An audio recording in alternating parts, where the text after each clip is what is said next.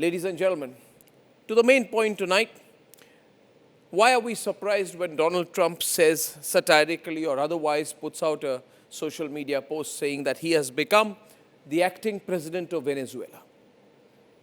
Ladies and gentlemen, he says, I am the acting president of Venezuela and I've taken over in January 2026. Why are we surprised when he does that? Didn't we anticipate it? Didn't we expect it? What we've not understood today, when we express surprise at this kind of comment made or claim made by Trump, is that the world is now divided, not between right and wrong. The world, the contemporary world, is divided on the lines of who is weak and strong. And there is no defense for being weak. You cannot claim I am right, but I am weak. Stand with me. The fact is, nobody will stand with you.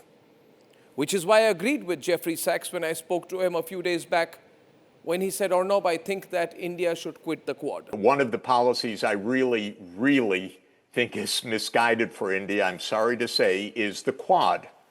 What is India doing in the Quad? India is a great power. It should not be part of an American game because that is disadvantageous for India. It's disadvantageous for a multipolar world. It's disadvantageous for stability. The Quad is an American game, and India is too great a country to play an American game. Now, I think everyone sees, I've been saying it for a long time, and friends in India didn't quite believe me, the United States is unstable, it is irresponsible, it's actually dangerous. And this, I think, has to be taken to heart. I'm sorry to say, it is a reality right now. I personally believe that security alliances like the Quad cease to have any strategic importance for India. It has become more cosmetic because every nation is working only in their own national interest. There is no binding capacity of the Quad anymore. We should consider what Jeffrey Sachs said very clearly. These are the days for building capacity. India should very quickly build military strength, military infrastructure, and I'm a strong proponent of at least doubling our military spending, increasing the compensation for our defense forces, take on the necessary, not burden, but decision of investing more in militarization of India. You militarize India, you have a secure future. Your economics will be fine if your military strength is strong. Imagine America is going ahead with planning to annex Greenland, claiming to be acting president of Venezuela, threatening Iran, doing whatever the hell they want, while they run $38 trillion in debt. I'm not talking about money for Greenland yet. I might talk about that. But right now, we are going to do something on Greenland, whether they like it or not, because if you take a look outside of Greenland right now, there are Russian destroyers, there are Chinese destroyers and bigger, there are Russian submarines all over the place. We're not going to have Russia or China occupy Greenland, and that's what they're going to do if we don't. Ladies and gentlemen, look at the language. And why is this happening? Because they are militarily strong, not because they're economically strong. America is not economically strong. But that said, Trump goes ahead and abuses and insults Greenland and the people of Greenland every day. He says this is a country that has 2 dog sleds in its defense. He says, do you know what their defense is? 2 dog sleds. I haven't done that, but Greenland should make the deal because Greenland does not want to see Russia or China take over. They don't go there. It's very far away from Greenland. And Greenland, basically, their defense is 2 dog sleds. Do you know that?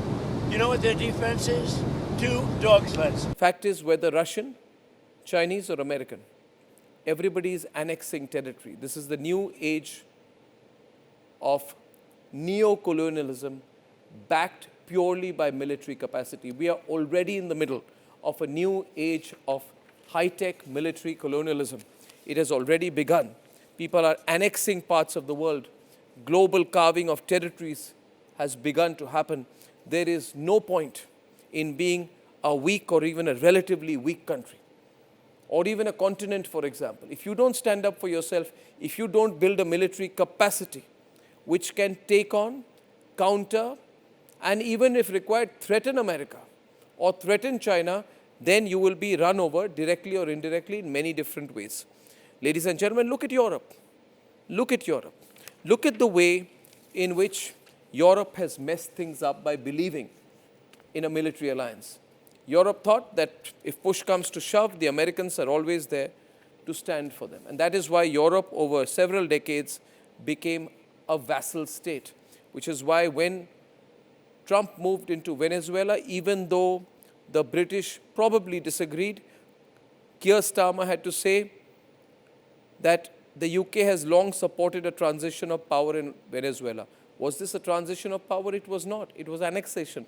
But Keir Starmer couldn't say anything. Even Macron, even France, couldn't say anything. France, Macron said, has neither supported nor approved the method used, which means not take a position.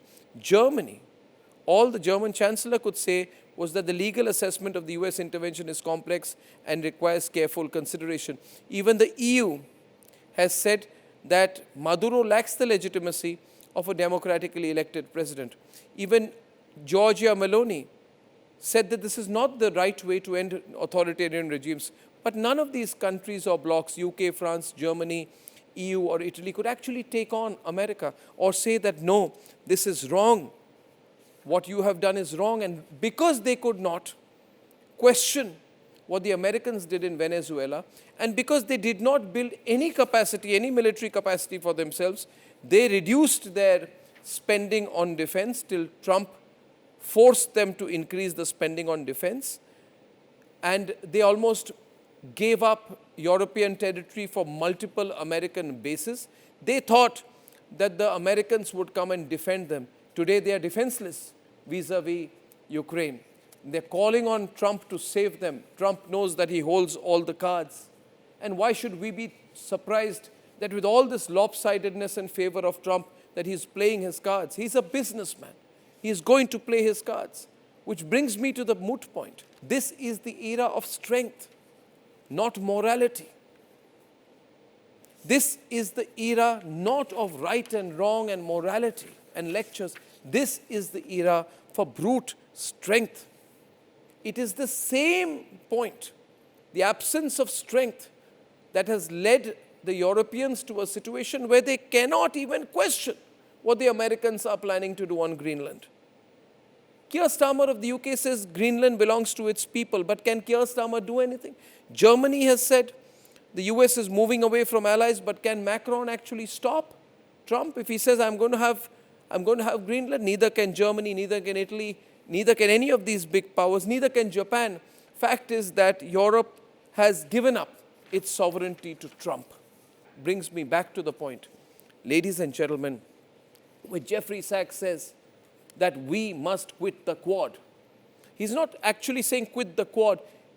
He's basically trying to say, I think, that we must not depend on security formations. We should only and only and only depend on ourselves, on our assets, on our strength, on our direction, and on our thinking. Ladies and gentlemen, if you look at the big story here, we are going to have difficult times, but if other countries have their priorities, we should also have ours.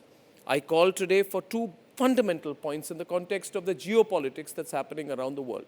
One, an urgent need for a decade of militarization. Ladies and gentlemen, conventional, non-conventional, nuclear, non-nuclear, space, technology. This is not the time for gradualism or status quo as far as our military strength is concerned. We need to target where the Chinese are and get to at least 80% of that, not 60% of that, or maybe equate them. If that requires sacrifice from the people of India, let us say so. I think if you take a poll on it, every Indian would be willing to sacrifice something or contribute to make us a top-level military power that can take on China, can take on Russia, and can take on the US. That is the first point. Also then, openly, a decade of deep commitment to the reawakening of a new nationalist spirit in this country. A strong nation with a strong military can never be targeted. In this new and dangerous age of new colonialism that we are seeing in the Trump era, we must refuse to believe that Trump is a nightmare that is going to go away if he loses the midterm elections. My prediction is, if Trump goes, there'll be another Trump. If Xi Jinping takes on and moves on Taiwan, we will be saying Xi Jinping is actually worse than Trump. So this is an era, however bad it sounds, of a Trumpian approach. I feel terrible saying that, but there is an approach, however bad, however immoral, that Trump represents. The Trumpian approach can only be met by a militaristic and nationalistic response.